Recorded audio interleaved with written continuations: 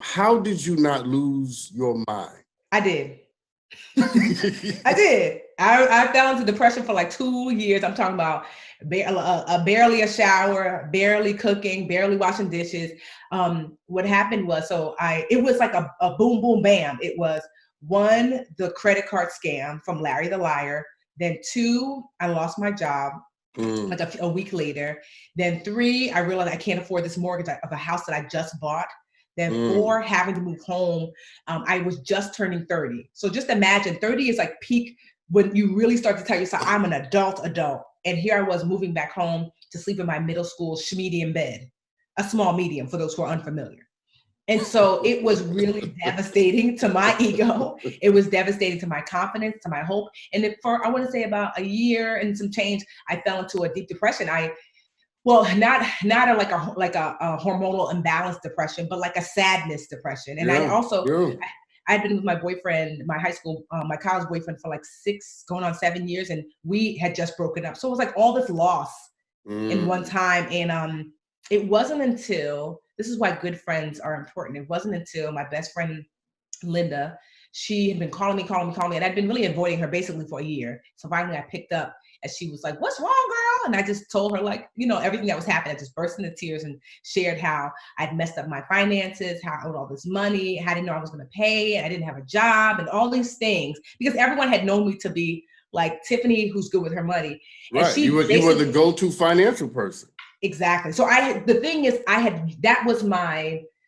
that is how I defined myself. And now the thing I defined myself was no longer true. So who am I? And Linda kind of chuckled, was like, "Girl, that's it." And she was like, "You sound like everybody else," meaning we've been broke. Welcome to the broke side. And she basically laughed. I was like, I don't see what's so funny. And she was like, "Girl, like since we've been younger, you've always been good with money, but honestly, you're like the only one." Meaning that what you're talking about is regular life for everyone else. So welcome to regular life. And what it did was it gave me what I needed to forgive myself, because that was important, to let go of the shame. Yes. I had to forgive myself. And then in that forgiveness, then the solutions that were already there, I could finally see them. Tiffany, if you were here, I'd slap you with my shoe. Toe or something. Because what you just said is so rich. It's so important. And that's why I asked you the question. I was hoping you would lead us there. It's the internal work that precedes the financial resurrection. Did I get that right? You did. And you were able to do that, because as I hear it, your friend invited you through humor to your sense of yourself. Yes. And that's powerful. So here it is. It took you 5 years, right? Back on your feet financially. And what I want to ask you is this, is what did you do? What practical steps did you take that got you back on your feet? And so it was in the height of the recession. So this is very deja vu for me. So it was the height of the recession. So here's some things. If you're like, I'm you at this time.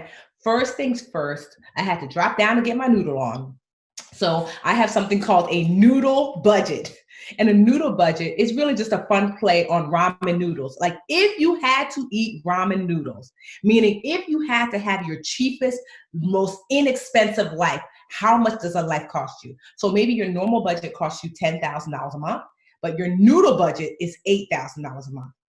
There are people during a recession who are losing their house to foreclosure who still have the cable on. So you're still paying $200 a month to cable, even though you're about to lose your house. Like let go of the non-necessities to preserve as much cash as possible. So that was like the number one thing I did, was I had to super simplify my life. It wasn't forever, but super simplify my life and live at my noodle budget.